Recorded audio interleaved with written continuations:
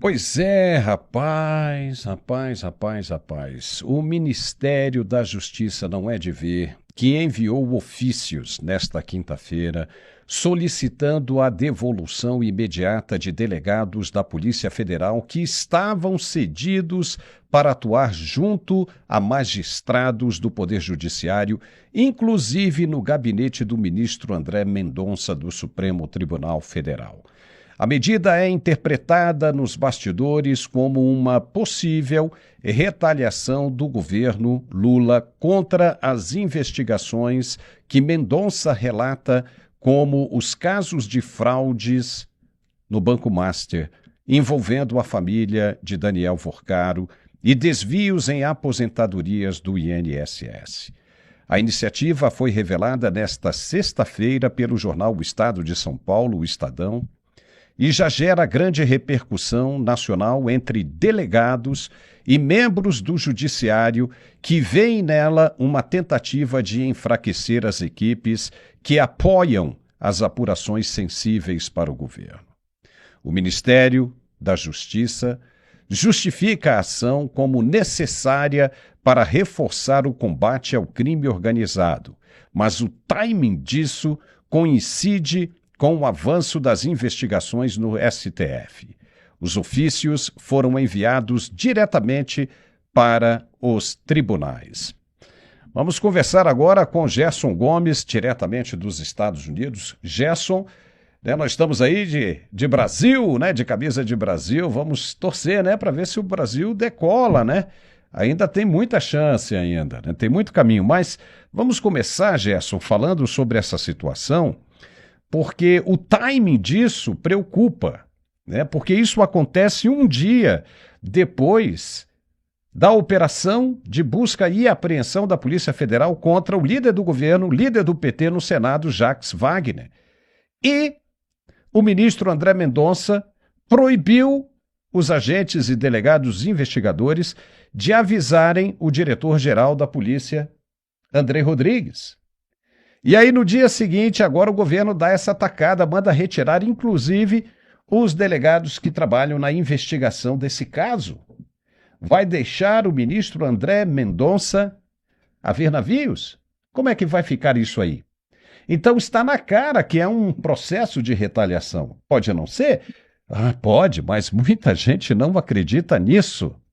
E aí é um cabo de guerra, porque estão brincando com uma coisa extremamente perigosa, que é justamente a seriedade do ministro André Mendonça, Gerson? Como é que você vê isso? Seja muito bem-vindo.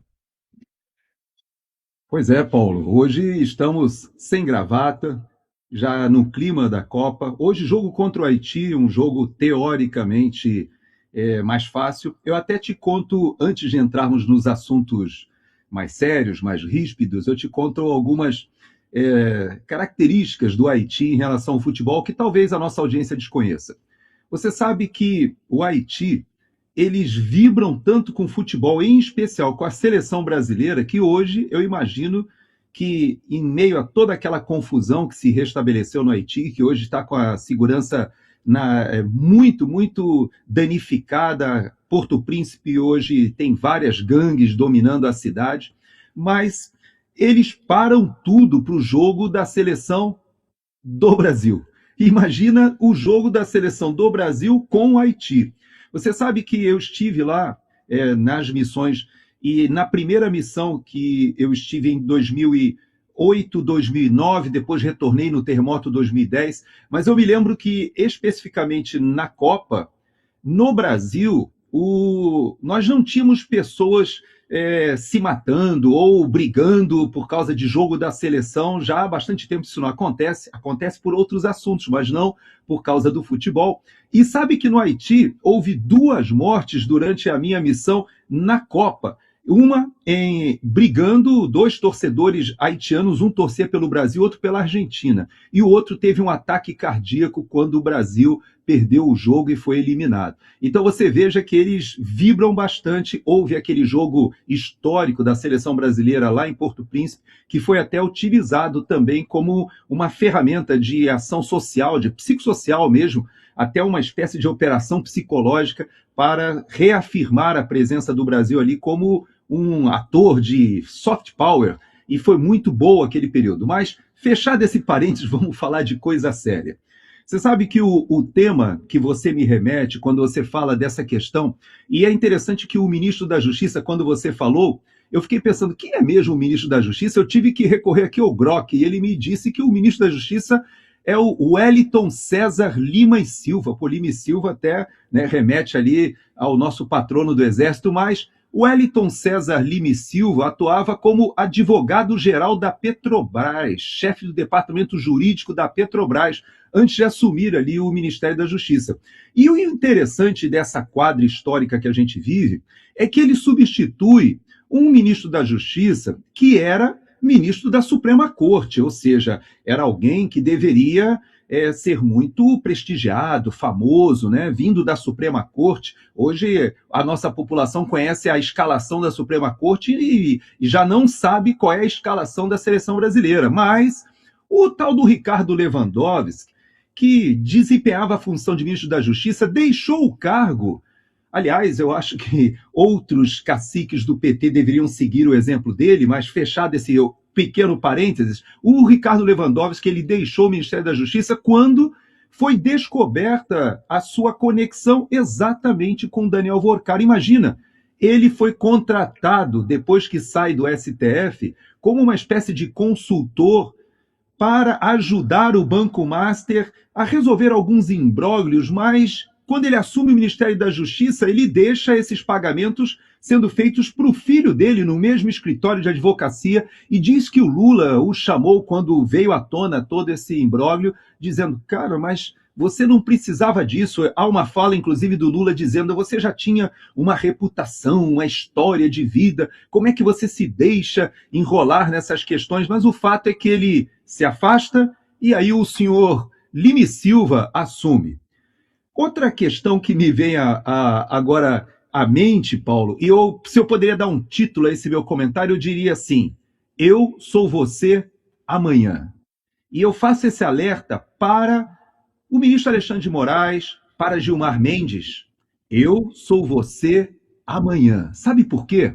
Muita gente me pergunta, Paulo, se o Flávio Bolsonaro for eleito, e ele, de fato, assinar ali uma espécie de indulto, anistia, resolver virar, pacificar o país, e se o STF não aceitar? Se o Congresso Nacional tiver a maioria e o Congresso decidir pela anistia, o presidente da República endossar, ou seja, confirma, e o país celebra, o Poder Legislativo e o Executivo pacificando o país, e digamos que o STF não aceite. E aí, como é que funciona isso?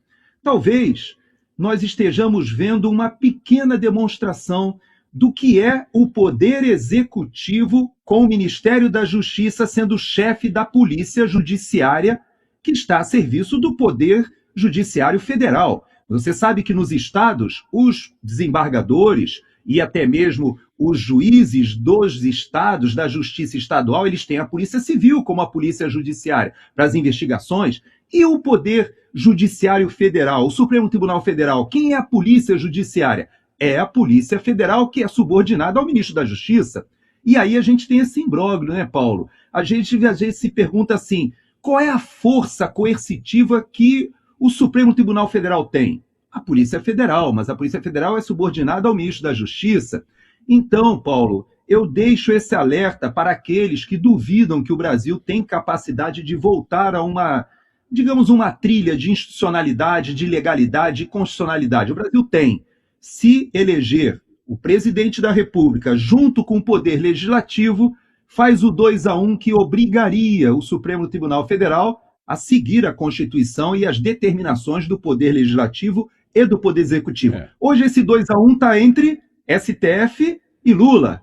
E o Poder Legislativo tem que ficar quietinho e só observar. Vamos ver, o jogo pode mudar, né, Paulo? Muito bem colocada essa sua posição de ser você amanhã. Por quê? Porque o Congresso vai ter condições de colocar os pingos nos is. Basta ter maioria e esse 2-1, né, também contar com o presidente do Executivo. O Senado ser maioria, não precisa nem ser o Congresso inteiro, basta apenas o Senado, porque aí com toda certeza vai haver impeachment de ministro do STF em 2027. Isso é fato. E esses caras serão obrigados a cumprir a Constituição. No caso de uma graça ou de um perdão, o Supremo não tem como ir atrás, né? Como voltar, né, atrás, dizer que é inconstitucional. Isso é constitucional. Nós temos, inclusive, né, jurisprudência, nós temos o próprio ministro, que é o relator de todos esses casos, né, dizendo lá atrás, no caso do Temer, que ninguém pode se meter nisso, que é uma atribuição exclusiva do presidente da República quando o Michel Temer estava dando a graça àqueles presos, independentemente das penas, né, adotadas e dos crimes cometidos. Então, é exatamente a mesma coisa. Isso, independente do crime cometido, independente da pena aplicada, a graça ou o perdão cabe exclusivamente ao presidente da República. E ele tinha feito isso com Daniel Silveira, e foi só ele sair, os caras voltaram atrás e pisaram na bola novamente. Mas a verdade é que ninguém sabia que o mundo ia girar, né? Todo mundo achava que o mundo tinha parado, ia ser aquilo ali para o resto da vida, né? E o mundo girou, muita coisa mudou, e os caras não esperavam isso, né? Até o Perdeu Mané já saiu, já não está mais por aí e coisa e tal.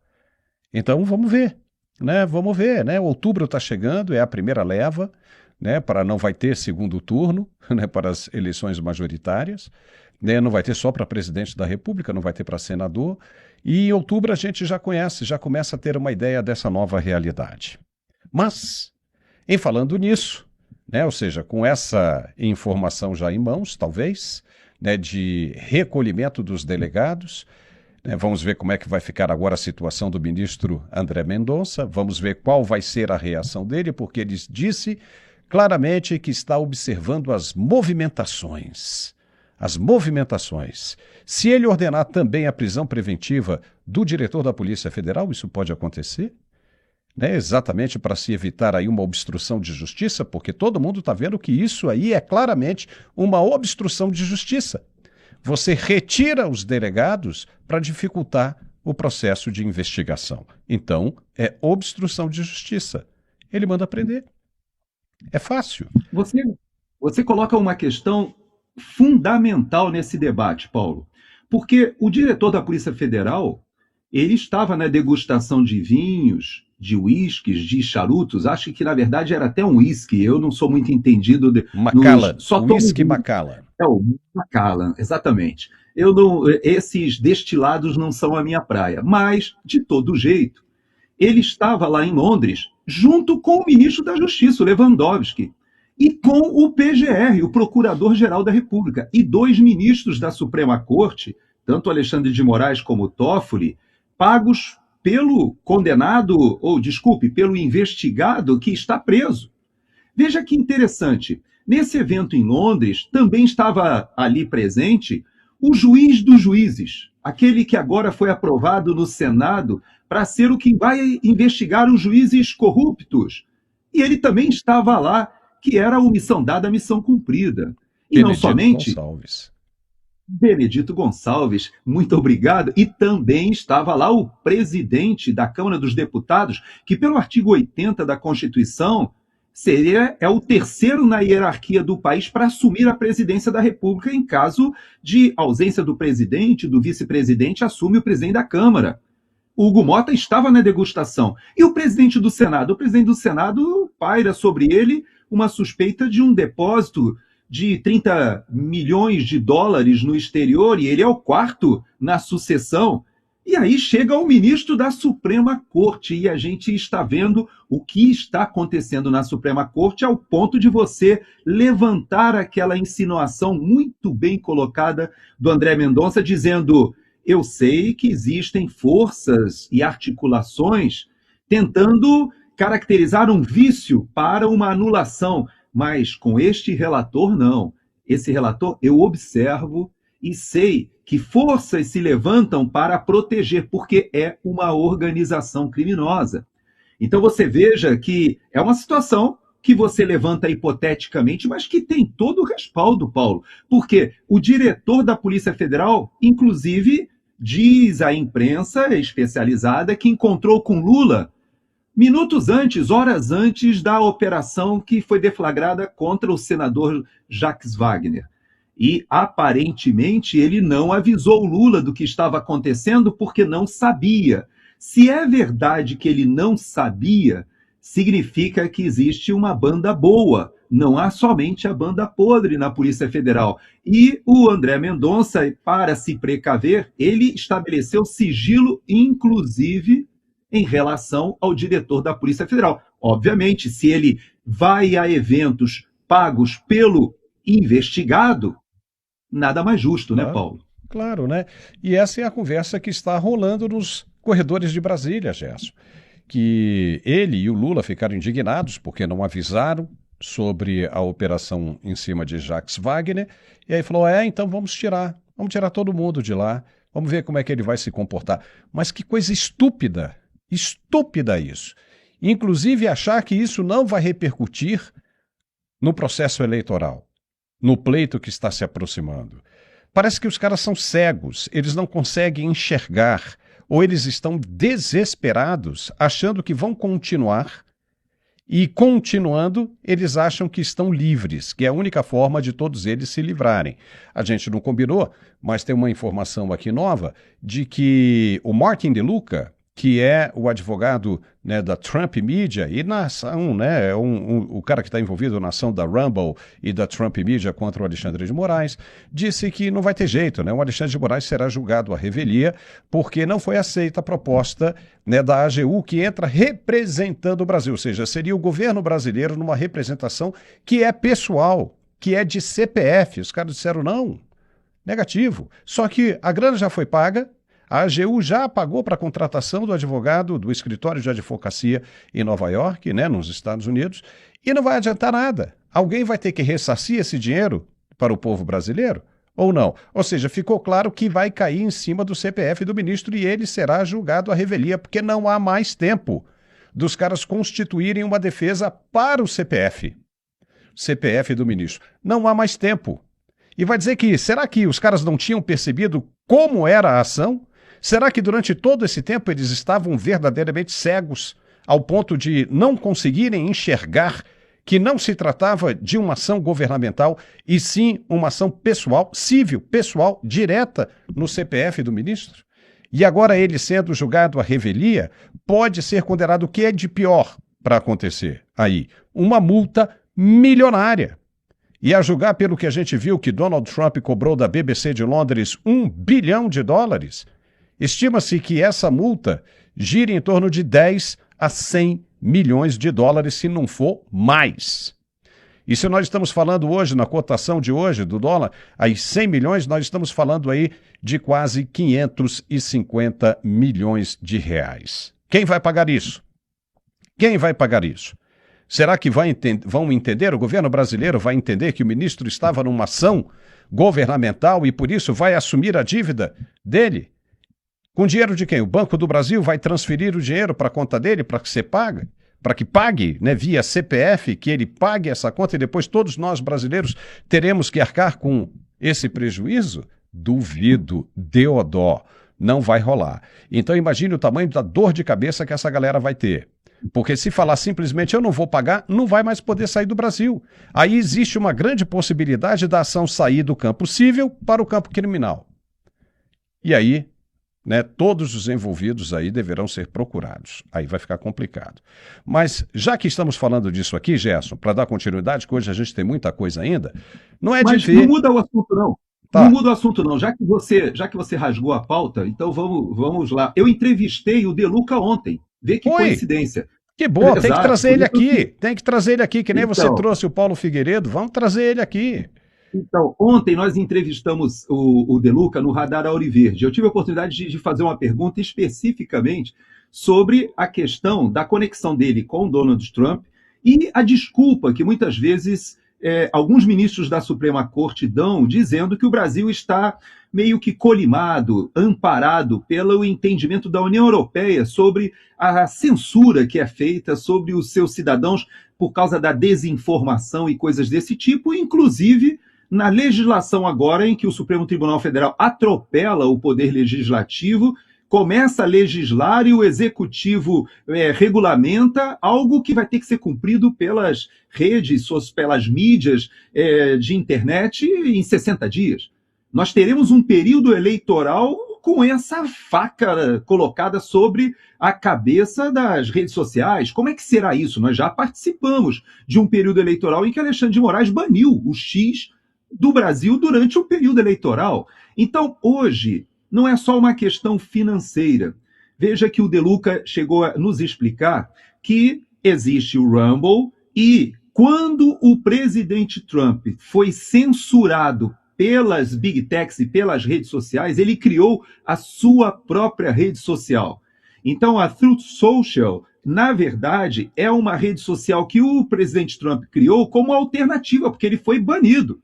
Só que depois, obviamente, ele ganha a eleição e todas essas big techs vêm para o lado do governo americano, alguns pedem perdão, alguns inclusive fazem esse meia-culpa diante da nação, dizendo que sim, eles participaram de uma censura, usaram os algoritmos para calarem a voz de um espectro político, exatamente como aconteceu no Brasil. Então veja que, claro, existe a questão econômica, mas existe um desgaste institucional do Poder Judiciário brasileiro, porque o Alexandre de Moraes, segundo o De Luca, é o único juiz do mundo, do planeta.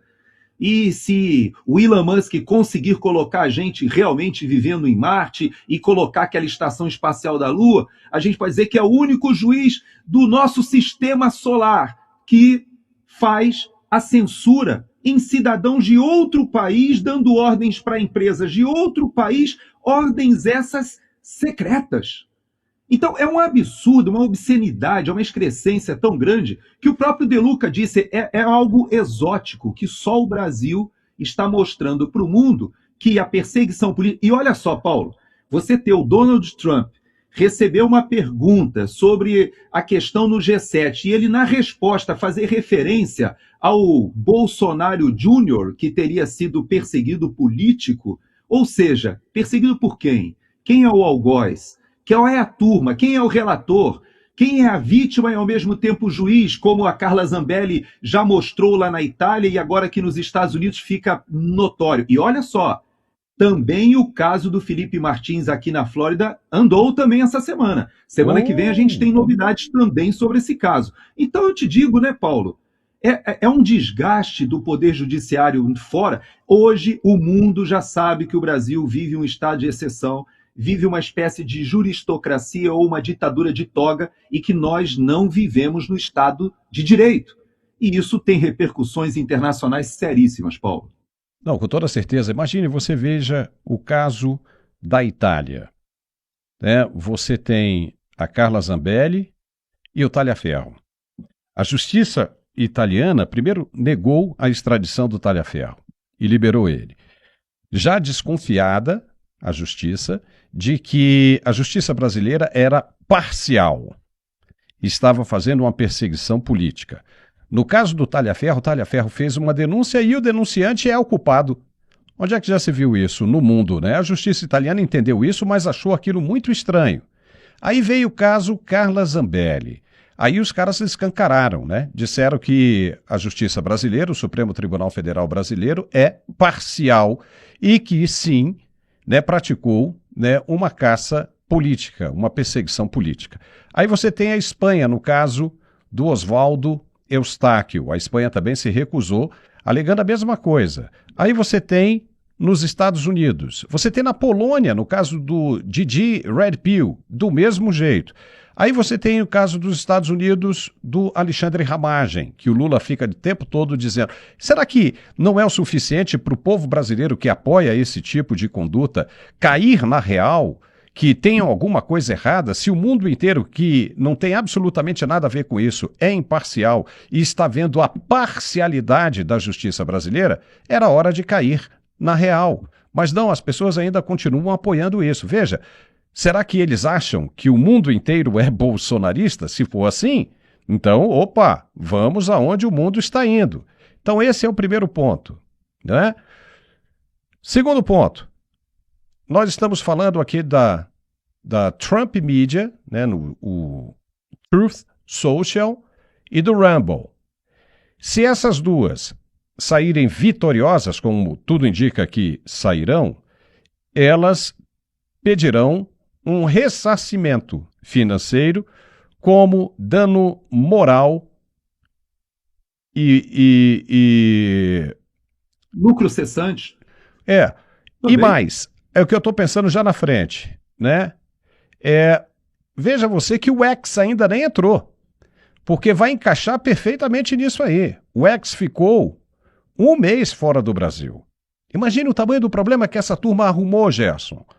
Porque o que vai acontecer? Se o X entrar também, vai entrar em cima do ministro, porque aconteceu, né, na visão de Elon Musk, a mesma coisa que aconteceu com o Rumble. Então já vai haver uma jurisprudência e é mais uma pancada. E o Elon Musk é revoltadíssimo com o ministro brasileiro. E aí o que vai acontecer? Vai pedir, o juiz vai decidir e é mais uma outra pancada. É capaz da multa chegar a R$1 bilhão para o ministro brasileiro pagar. De novo, se ele não tiver essa conta, ou seja, todo o dinheiro que ganhou aí com os contratos com o Banco Master, vai ter que passar para os americanos, porque se não passar vai ter problema. E se o governo brasileiro entrar, que já não tem dinheiro, está devendo a tudo e a todos, usar o dinheiro do povo brasileiro para pagar, argumentando que o ministro estava no exercício de sua função, então o governo brasileiro tem a obrigação de pagar, governo brasileiro entre aspas, porque isso aí é o povo brasileiro, vai ficar muito ruim para o governo Lula, muito ruim mesmo. Então o Brasil está vivendo, nós rasgamos aqui a pauta, né? Atropelamos outros assuntos aqui, já comemos meia hora aqui de conversa e a gente tem que ir, porque é o seguinte, são absurdos que a gente só vê no Brasil. Quem sabe, o Elon Musk quer colonizar Marte, né? Vamos dar uma sugestão para ele, Gerson. Que ele construa cadeias em Marte, não precisa nem ser de segurança máxima, pode ser um cercadinho. E manda esses bandidos todos do mundo para lá. Manda metade do Brasil dessa administração pública. Manda todo mundo para Marte. Faz que nem os portugueses fizeram na época da colonização do Brasil. Eu não sei se você tem alguma ascendência portuguesa, mas eu quero dizer, historicamente, né, os caras mandaram para o Brasil, né, muitos bandidos presos, né, em Portugal para colonizar o país. Então manda todo mundo para colonizar Marte, manda essa galera toda ali e lima essa turma toda do planeta Terra, da face do planeta Terra. Pegue toda essa esquerdalha e manda para lá, para ver se os caras acordam, porque senão não dá. Olha só o que aconteceu. A defesa de Henrique Vorcaro, né, pai do ex-banqueiro Daniel Vorcaro, do Banco Master, recorreu ao Supremo Tribunal Federal para pedir a revogação da prisão preventiva dele. Após o julgamento que manteve a prisão na segunda turma, a defesa alega que foram usados dados novos da investigação sem que eles tivessem acesso para contestar. Por isso, eles pediram agora a revogação ou a substituição por medidas cautelares, menos danosas, menos graves. Henrique Vorcaro é apontado pela Polícia Federal como mandante e operador financeiro de um núcleo chamado A Turma, responsável por intimidar desafetos como jornalistas e monitorar adversários ilegalmente. No voto do ministro André Mendonça, que manteve a prisão, foram citados pagamentos a Felipe Mourão, conhecido também como Sicário, e a irmã dele. A defesa afirma que nunca houve pagamento algum para silenciar ninguém. Gerson, acontece que o ministro André Mendonça não está fazendo ilações.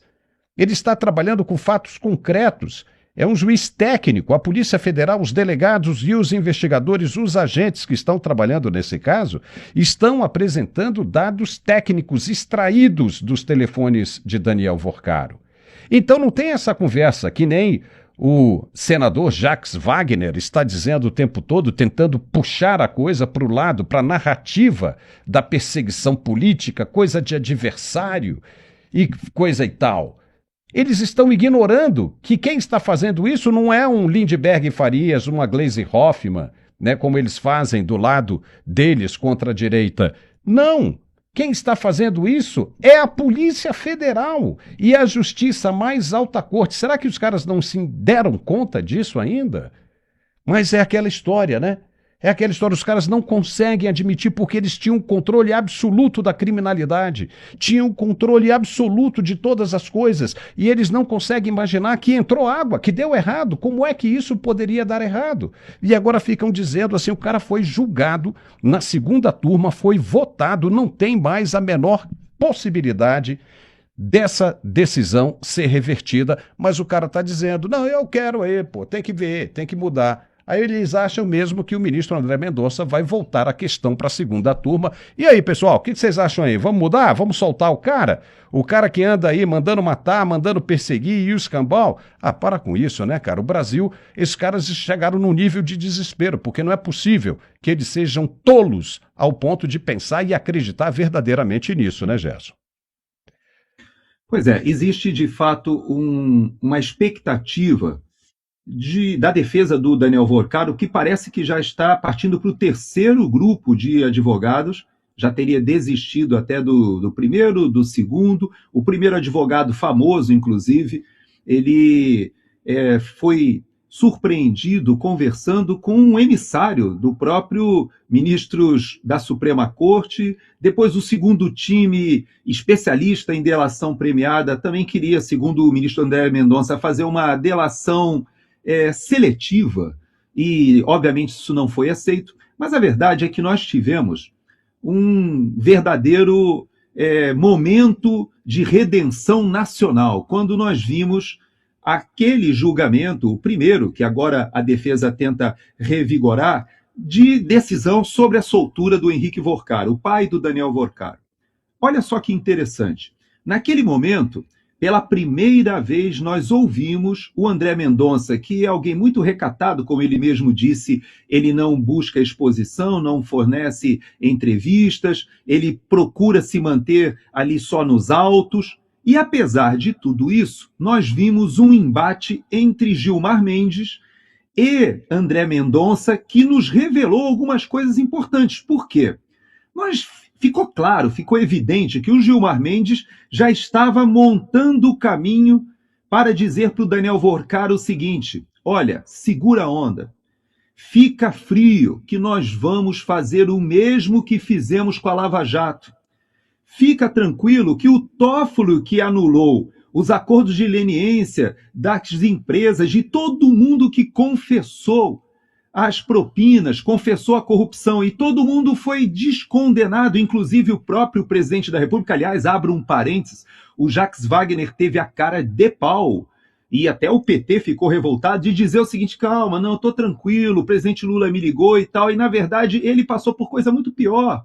E eu vou sair dessa também tranquilo, porque se o presidente Lula foi preso e hoje está de novo no Palácio do Planalto, eu também, daqui a pouco eu estou por aí, livre e faceiro.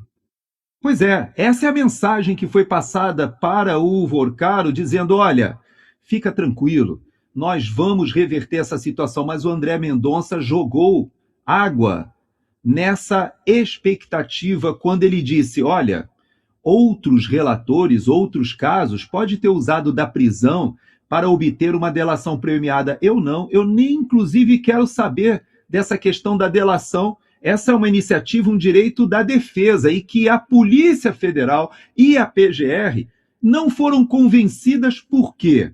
Porque ele já tem material suficiente, e esse sim, esse é o material que já me foi apresentado. Esse material eu tenho convicção de que é mais do que suficiente para que esses indiciados sejam trazidos à justiça e julgados. Não há necessidade de uma delação premiada.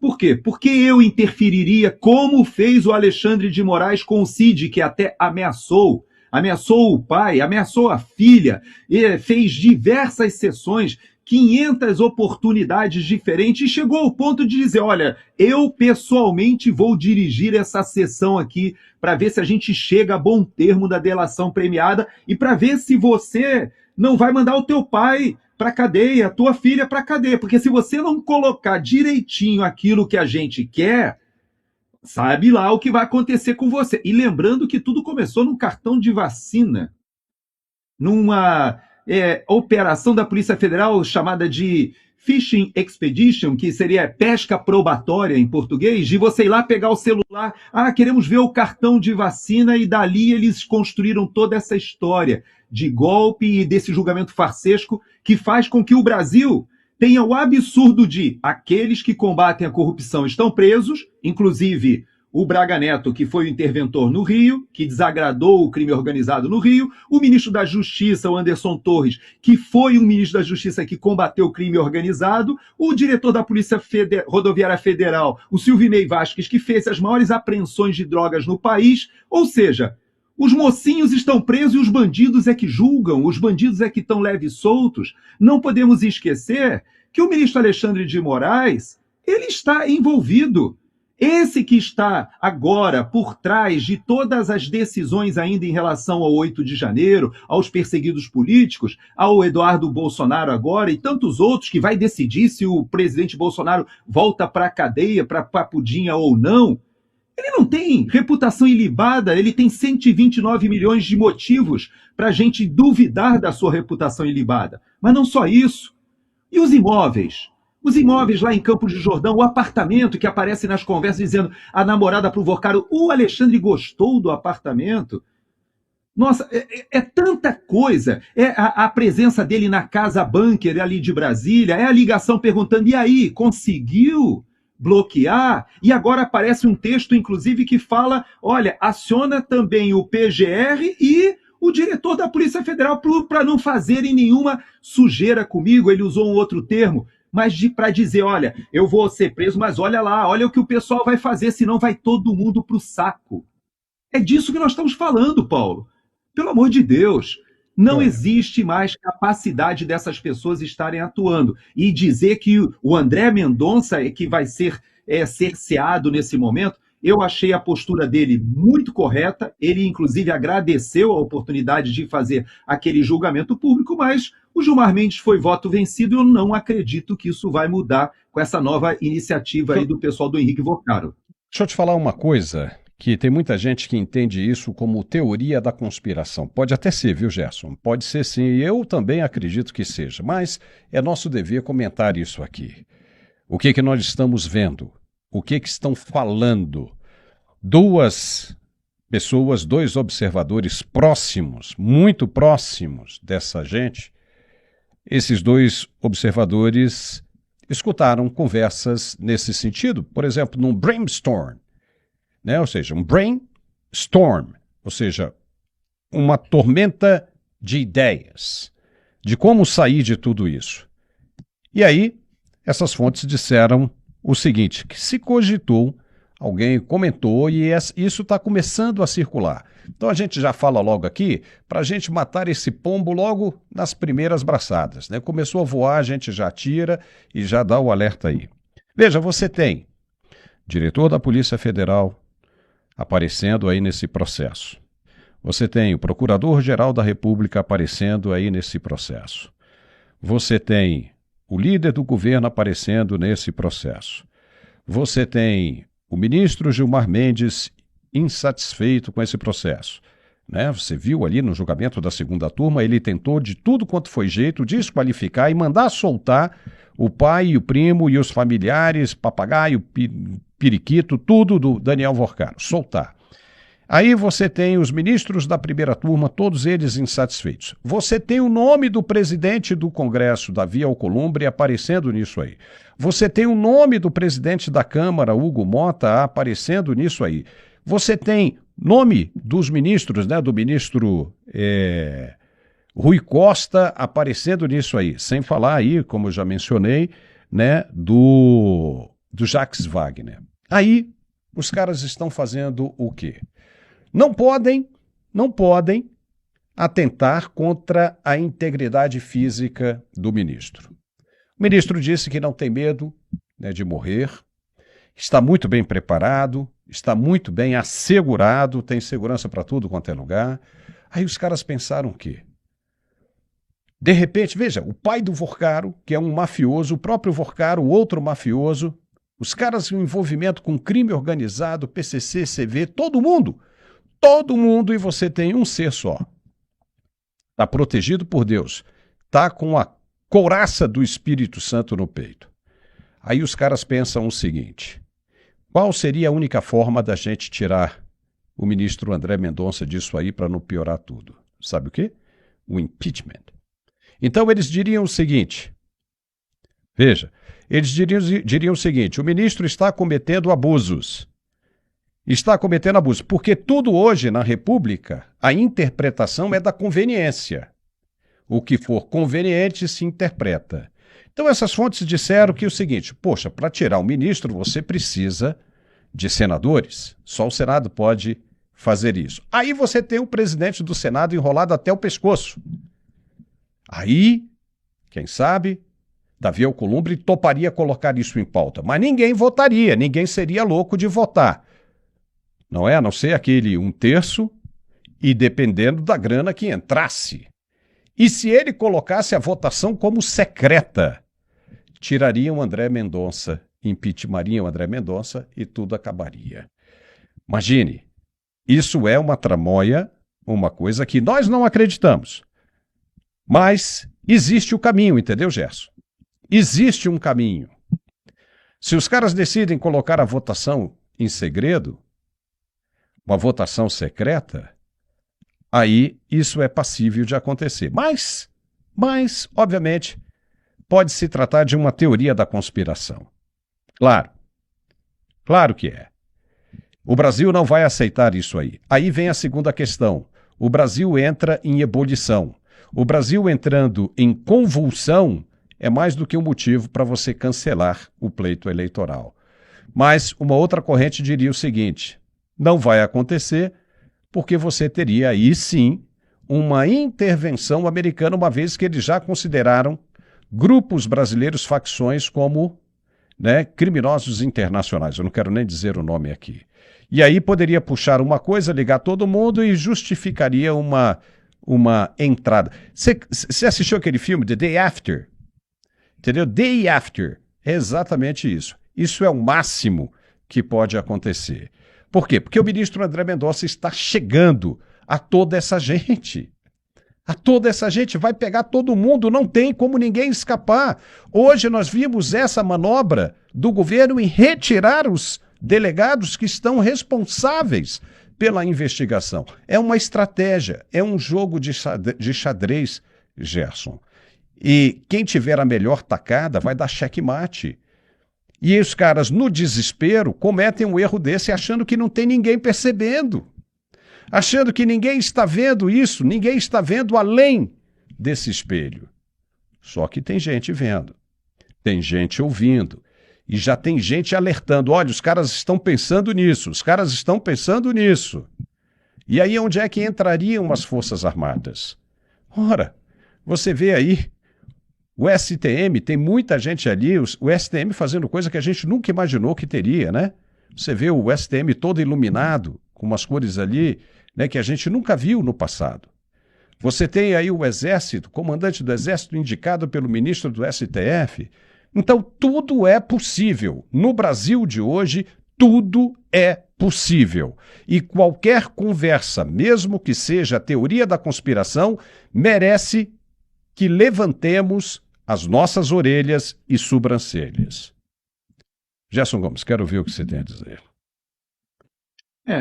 Como você colocou, eu ainda classifico essas ideias como teorias da conspiração. É claro que existe uma crise institucional colocada, é óbvio.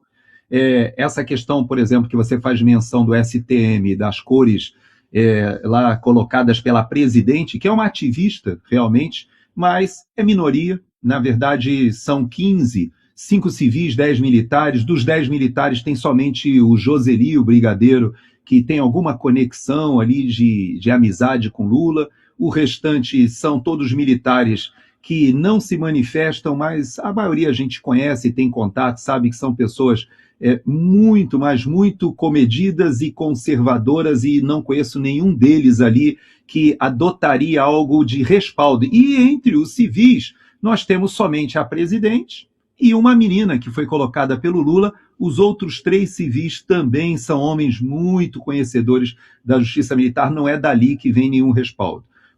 Quando se fala das Forças Armadas, os comandantes, sim, podem receber esse tipo de consideração da sua parte, porque eles fazem a interface política, foram nomeados, escolhidos pelo presidente Lula, e tem a conexão entre o governo e as Forças Armadas, mas também dali não viria respaldo para nada que fosse diferente do que existe na nossa Constituição. Então, eu acredito que as eleições desse ano podem ser conturbadas? Sim. Eu acredito que o André Mendonça pode ser boicotado? Até certo ponto, sim.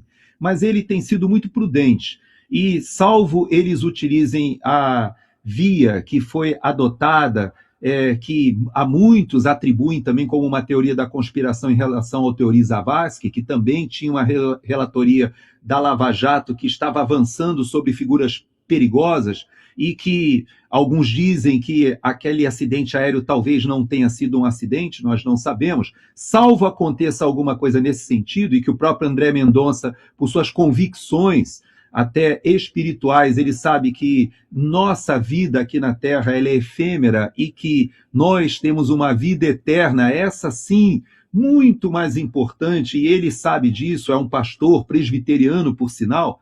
Eu sei que nós estamos vivendo uma quadra no país que eu acredito que sim, Deus tem olhado para o Brasil e nós temos como reverter essa situação. Não será fácil. Um eventual governo Flávio Bolsonaro será um governo muito difícil, receberá um país detonado, e se a população, de fato, decidir mais 4 anos de Lula, nós sabemos que teremos a década de 30 comprometida já, não é somente mais um governo. Mas eu ainda acredito que Deus tem sido misericordioso conosco, a população tem se levantado, a própria elite tem se levantado, já se sabe que isso que está acontecendo com Jacques Wagner não vai parar nele, nós temos o Hugo Mota e o Davi Alcolumbre também envolvidos, temos o ministro Alexandre de Moraes e o Toffoli também envolvidos, o próprio ministro Gilmar Mendes, que demonstra a sua insatisfação, que é o decano, sabemos que ele é o cabeça lá do fórum que é feito anualmente lá em Portugal, e o próprio Jacques Wagner, naquele dinheiro que foi encontrado lá no quarto dele do hotel, ele diz que aquele dinheiro são de diárias, e já apresentou que uma das diárias que ele está se referindo foi da viagem que ele fez lá para o Gilmar Palusa do ano passado. Então veja só, né? Nós ainda pagamos para o Jacques Wagner ir para o Gilmar Palusa e ele, segundo disse, transforma aquilo em euro e guarda dentro do seu quarto ali num cofre. Então, para vocês verem que as conexões, a excrescência, a imoralidade é de tal monta que aparentemente no Brasil a gente acha que isso é banal, mas não é. Como o André Mendonça falou, trata-se de uma estrutura mafiosa.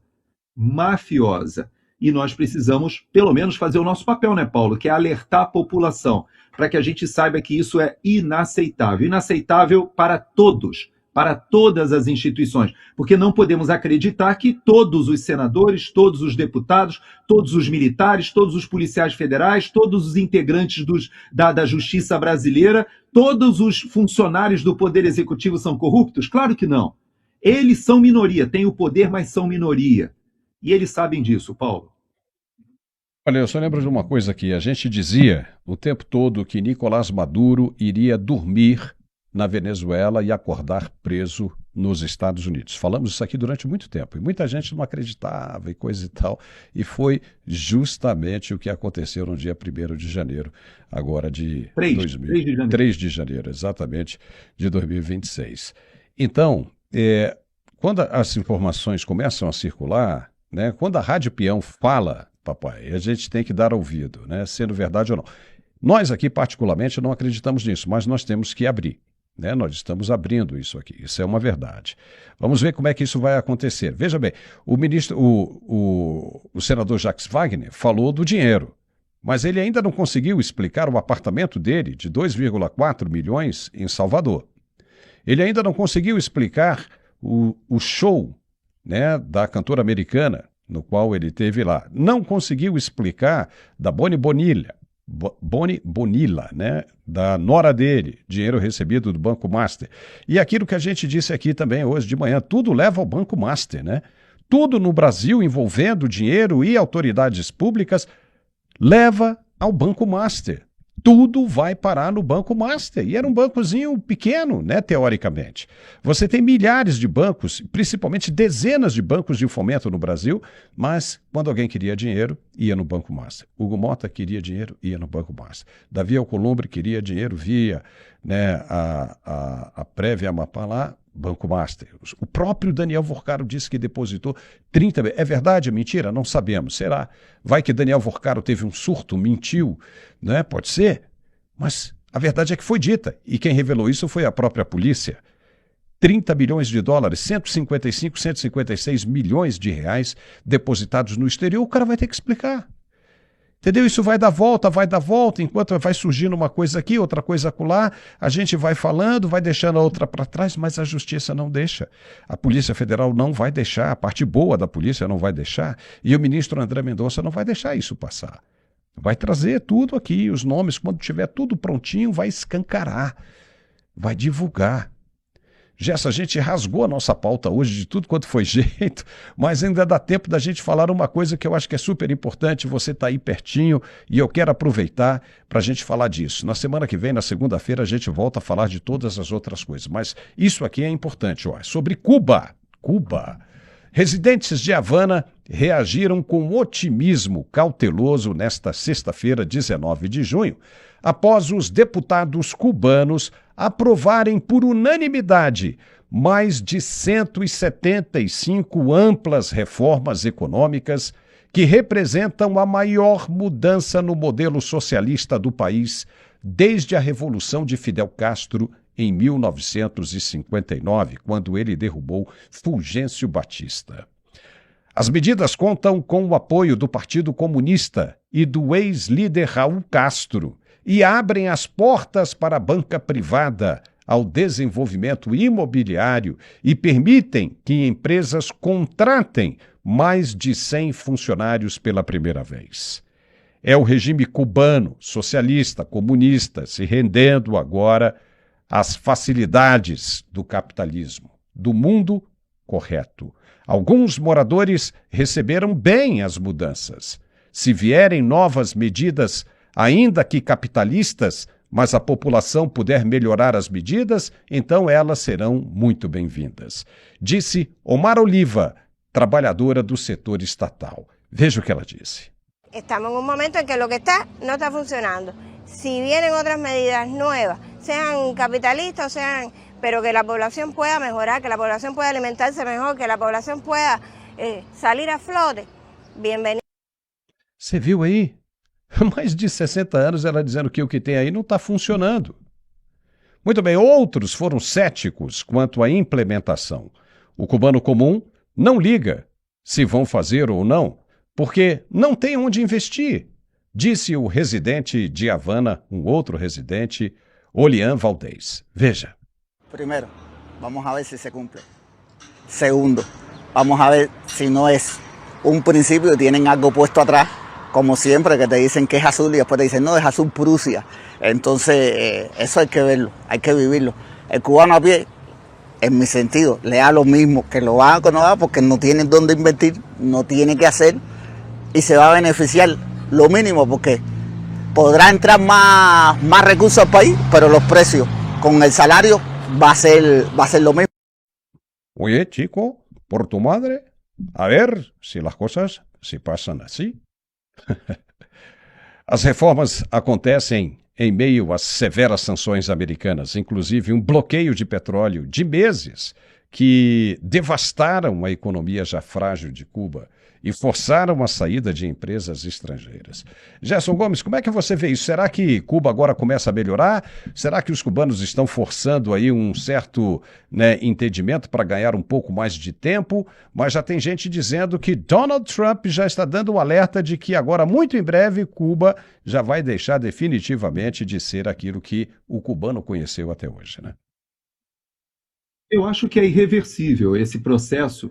E digo mais, na mesma linha do que nós falamos sobre Eu Sou Você amanhã, em relação ao ardil que está sendo utilizado pelo Ministério da Justiça, manipulando ali a Polícia Judiciária no Supremo Tribunal Federal, eu digo a mesma coisa, Eu Sou Você amanhã, em relação ao processo que o Brasil terá que enfrentar para que não cheguemos ao ponto do que chegou Cuba e até a Venezuela.